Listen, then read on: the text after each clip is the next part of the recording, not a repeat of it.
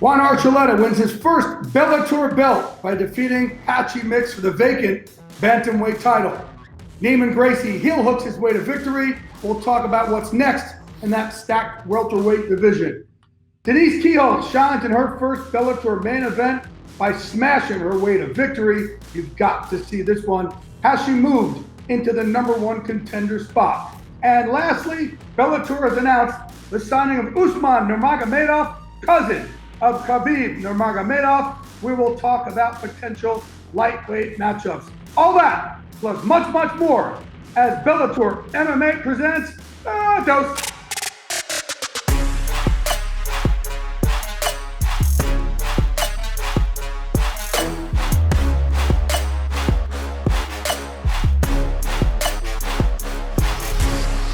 Hi everybody, welcome into The Dose. I am your host, Jay Glazer, joined by my little spiky haired friend over there, Robin Black. And Robin, last time I saw you here, man, we talked.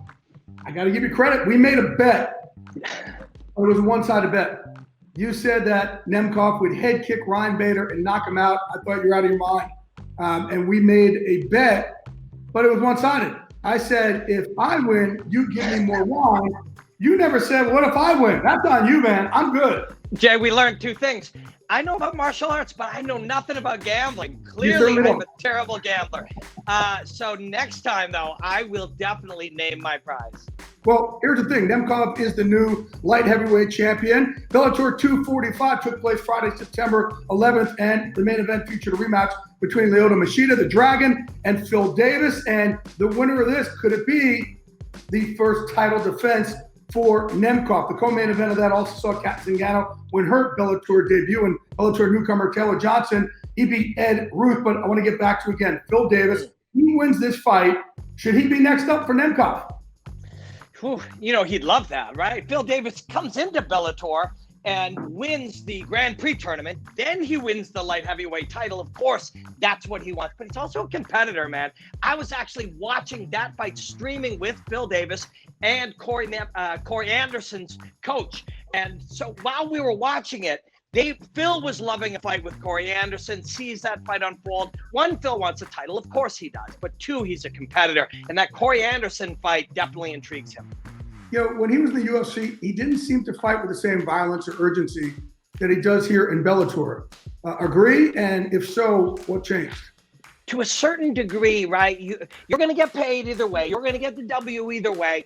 And there's certain fights where you will fight to the level of the violence required. And really, against Machida, you saw that a little bit. Machida, you don't want to rush in and get dinged.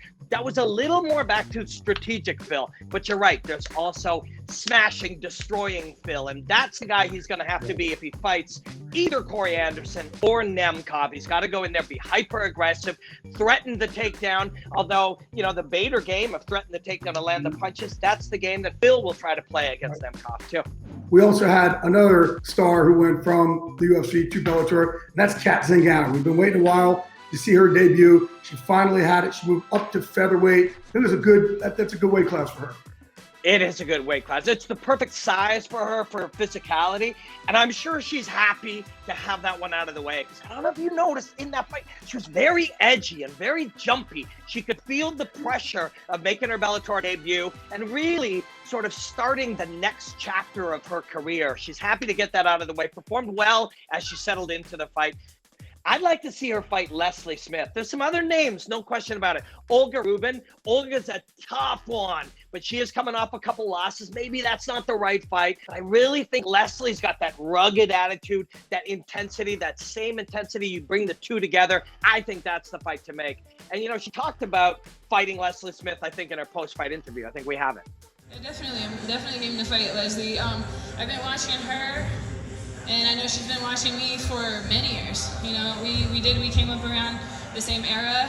We have a lot of fighters and people in common, and I think it would be really interesting to get in there against each other and, you know, kind of figure out how that one would go. All right, and we also had another newcomer here, Taylor Johnson. And to go in against a guy like Ed Ruth and win against Ed Ruth, that's a heck of a way to make your debut. So your boy Chael Sonnen, when I was chatting with him, he was talking about Taylor and how he can wrestle with Ed Ruth and he can bring the heat and handle him head on. But when you looked at that fight, the beauty of it was the way that he met Ed Ruth when the first engagement took place. He met him with pressure. When Ed pushed back, he accepted it and rolled and attacked that leg. He didn't, quote, defend the takedown. He accepted the takedown and attacked the limb. So he wasn't just tough, and he came in with a lot of, people are excited to see this guy fight. You're right, he delivered, and he took that leg, and you saw that night, man. That leg was going in all kinds of weird directions the human body isn't supposed to go in. It was a really cool submission. Tough night for Ed Ruth, but a wonderful performance for Taylor.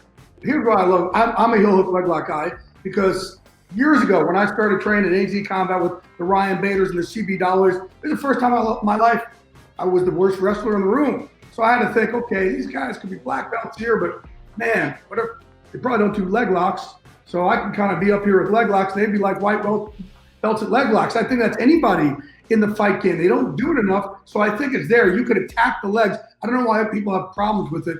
I know that, especially when you're grabbing it, you're going to leave something open. But if you do it effectively, so many people don't train it in the gym because of how painful it is and the danger of it in the gym. But if you could perfect it, you can have a leg up on everybody. Anything that is either a new concept or a different concept or even a retro concept like leg locks, which is really early 2000s in Japan. Right. Everybody was leg locking everybody. There was always deniers. It was, oh, that doesn't work. People said the jab didn't work in MMA. People said you couldn't do a guillotine with the arm in at one time. They say the same thing about leg locks. There's a lot of points that you brought up, including that leg is vulnerable. Why? On either side of that knee joint is some very, very light, flimsy tissue. And when you stress it in any direction, that will snap. So either you can submit the wrestler or you can force him to react. And the submission doesn't have to result in, the consequences of a win. It can result in forcing you to move. And you must respond to a leg lock or those little things go twing. Ed Ruth lost here. What do you want to see him do next? How's he get back on track? What do you think, Jay? Jordan Meehan. Jordan will show up and fight anybody and try to find a way to exploit where he thinks they're weak. And Ed Ruth, if you try to stay a distance with it, Ed Ruth likes to throw hands. You end up with a super exciting fight. You've got two guys coming off losses, two guys who still have star potential in Bellator. Hey, man, Rich Chow. Let's do this thing.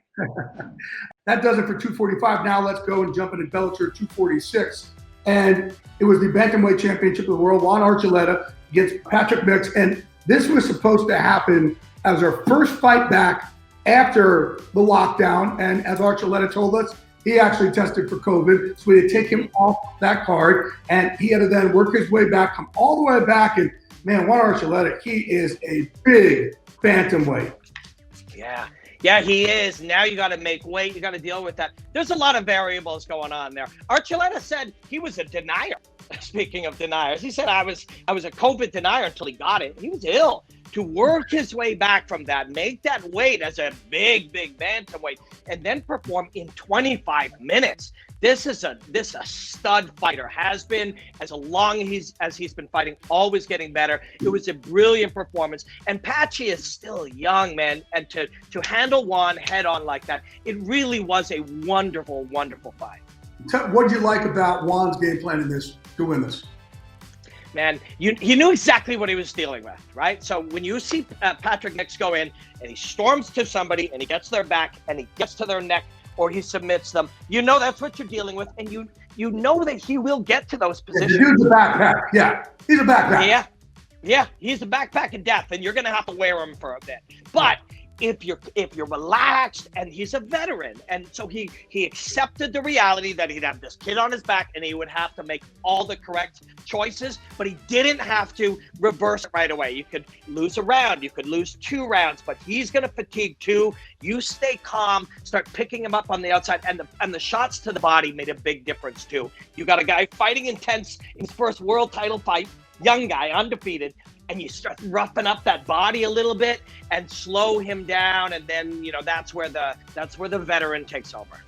And Sergio Pettis won his last fight, so this lines up a title fight between these two guys. Sergio Pettis, who has looked phenomenal is coming to Bellator. He goes against Archuleta next time for the bantamweight title. Break this fight down. Man, it might be exactly the opposite for Archuleta.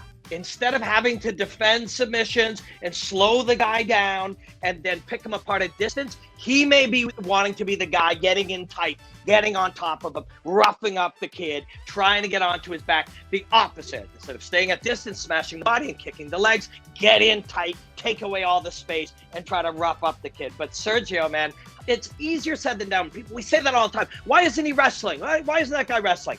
First thing you have to do is close distance and get a hold of the guy. You try that against Sergio Pettis, you get kicked in the face. This is why fighting is hard. No doubt. All right, look, we just talked about heel hooks and leg locks. That brings us to a co-main event. Neiman Gracie, what a great, beautiful heel hook. Yeah, it was a beautiful performance, man. Gracie, I mean, he took down Ed Ruth, 2-3 times, a couple fights back. Now he's taking down John Fitch. You know, he trains under Danaher and under Henzo. You know who else? Our friend George St. Pierre used to train under those guys as well. And it's the same thinking. George was good at these particular things, and they said, well, against a wrestler, you'll have to accept that he controls where it is. And you just get into the gym and you work your ass off. That's what Neiman did. And Neiman now controls where the fight takes place. So if he wants it at distance, he'll put it at distance. And if he wants it on the ground, he doesn't have to let you take him down. He'll take you down, he'll get on top, and he'll be the aggressor. He's an athletic grappler. That was just, love John Fitch. When I grow up, I want to beat John Fitch. But man, was that ever a good performance. We know Lima was going to face Gegard. If he wins that and still is going to defend the welterweight title, should Neiman be up next? If I'm Neiman Gracie and he was watching this and we say anything else, I'd be really angry. I mean, I've beaten the best guys up through the tournament. You got all these great welterweights. It's not going to be an automatic thing for Neiman Gracie, even though he thinks it should be, and it's tough to disagree with him. All right, this welterweight division absolutely stacked, which brings us to a new segment called Buying or Selling. You buy or sell that this is the most stacked division in Bellator. I'm buying, Jay. I'm going to mortgage my house and I'm going to buy this because this is the best division in Bellator. It's the best division in fighting right now, man. We're talking about Gracie. We're talking about Amosov. What is he, 643,000-0? Something like that. Jason Jackson. You've got Kabalov, who just comes over to Bellator. This guy is just a badass. He hasn't lost in years. He's an elite level guy. It just goes on and on. Douglas Lima. I mean, Larkin, MVP. This is the best division in fighting right now. Don't know if I'm going to agree with you on this because I still think it might be the featherweights. Yeah, AJ McKee very well could be the best fighter in the world under 25. Yeah. Pitbull, has an argument, and that's you want to irritate Pitbull or his coaching staff? I know, right? It's a bad idea. All you got to do is whisper that this easily could be the best featherweight on planet Earth. He's beaten some of the best guys. Yeah, I see what you're saying, but I'm buying the welterweight. Okay. You say welterweights, I say featherweights, but the lightweight division just got a little bit more stacked because we signed the younger cousin of Khabib Nurmagomedov, Usman Nurmagomedov. What does he bring to the Bellator cage? Jay, this kid's 22 years old. Like, if you watch some of this footage, not only is he able to take this to the ground like Khabib, but he's also got this beautiful high kick with his front leg. He's super seasoned out in space, and he's 22 years old. I mean, when was that? He was born in 98 or 99. This is just crazy. He's super skilled. He's undefeated. He's got the little extra Dagestani something, and he's just a kid, man. From him being around Khabib, what else do you think it adds to his arsenal? Not so much physically, but between the ears, behind the rib cage. Yeah, when you come up a certain route, I mean, how did Khabib get so good? How do these athletes get so good, especially out of Dagestan, out of Chechnya, out of Russia? They come up the hard way, where you just fight and fight and fight and win and win and win, and slowly the pack gets smaller. And it's like football, I think, to some degree these days, too. You must be the best athlete and rise to the top. By the time you're a 22-year-old undefeated Nurmagomedov making your Bellator debut, you've been smashing kids since they were 6 years old, and you just have to prove it. By the time you get there, it's not pressure, it's just what you do. And by the way, before we move on from this, I do want to talk about a welterweight. We just mentioned him. John Fitch, he laid his gloves down in the cage after this. Now, you talk about a guy who is like, hey, I'm up. You need somebody? I'm in. I'll fight you. He has been the consummate professional over these years. And look, he drove people crazy because he was going to out-wrestle you. He's going to grind you. Didn't hear what anybody else said. He had a very high – his sport IQ was great because he's like, I'm going to do what works for me, and I will be a bad matchup for everybody. He was great for the sport. All right, let's move on now. Liz Carmouche, she made her Bellator debut. She got the win in great fashion, rear naked choke. Liz Carmouche is going to go in and she's going to rough you up. She's going to make it dirty. She's going to make it nasty. I don't mean dirty in the bending the rules way. I mean dirty as within the rules way. Those little shots, like kind of angry, aggressive, carry her weight on you. Same kind of thing. She's kind of John Fitch, if you really think about it. But she also not only did what she's been doing, but she finished the fight too. Third round, finished it on the neck, got the thing done. She's been smashing and grinding women for the last 7-8 years, but she hasn't finished one of these. Finishing in the third round, that could become her signature. She trains with Alimale. Does this fast track her for a title fight against her teammate? Ask either of them, and they'll say, I'd love to fight. I would be honored to fight you, right? They'll both say that. Ask us, we're like, yeah, man, make that fight. Ask anyone in the audience, and they're like, we need to see that fight. Ask Scott Coker, and they'll be like, I think that fight would get a lot of, of course that's the fight, right?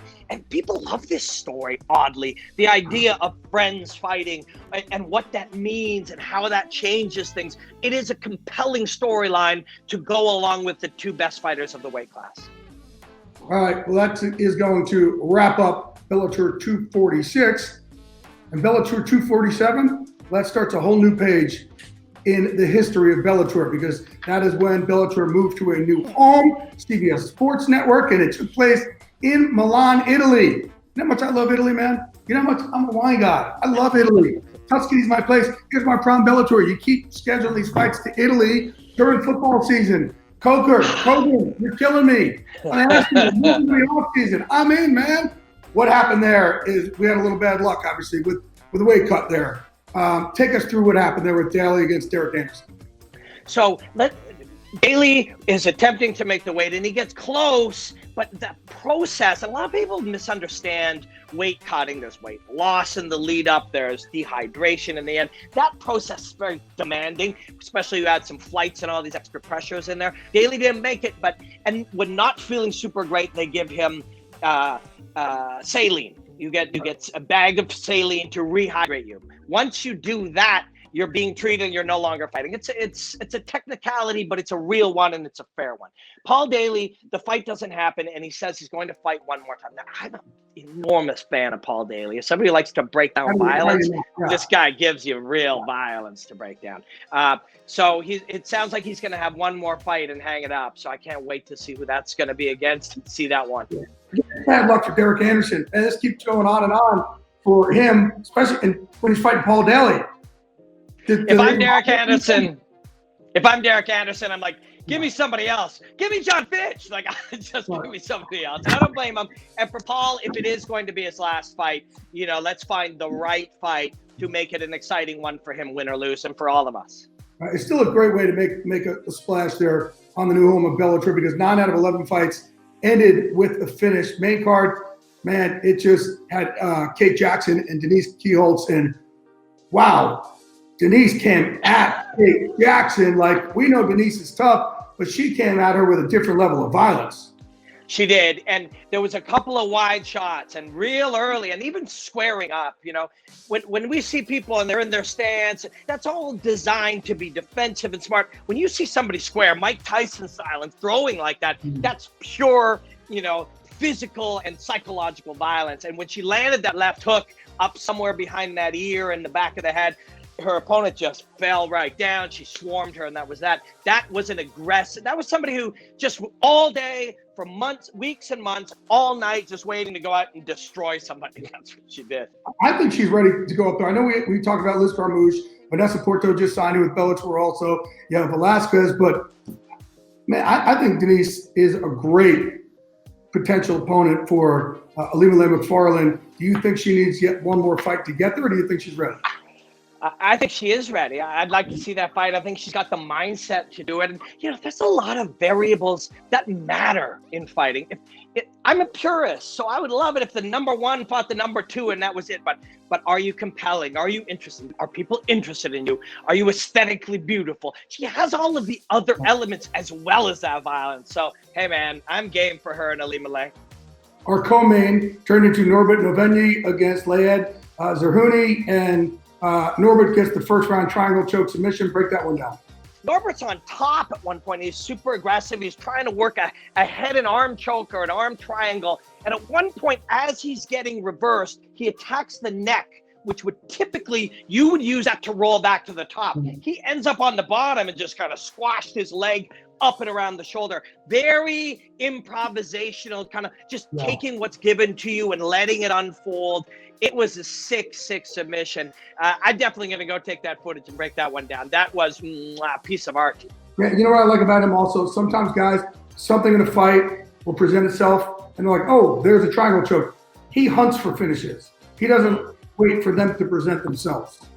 Yes, and another point, and you're making it right here. One, you're going to search and try to create something, but something doesn't go your way in the process. Like he ended up on the bottom during controlling the chin and reversing to the top, ended up on the bottom. A lot of guys panic, and it's normal. There was a failure, like a mistake in the process that happened. He doesn't. He just right there goes right, just like you said, right back to hunting again, and he landed a beautiful triangle.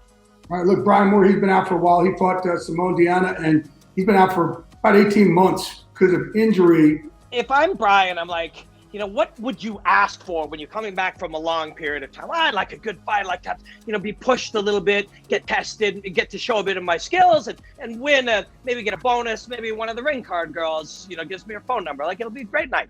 What you're not asking for necessarily is to be pressured and pushed and be on the wrong end of a couple of rounds and really have to dig it deep.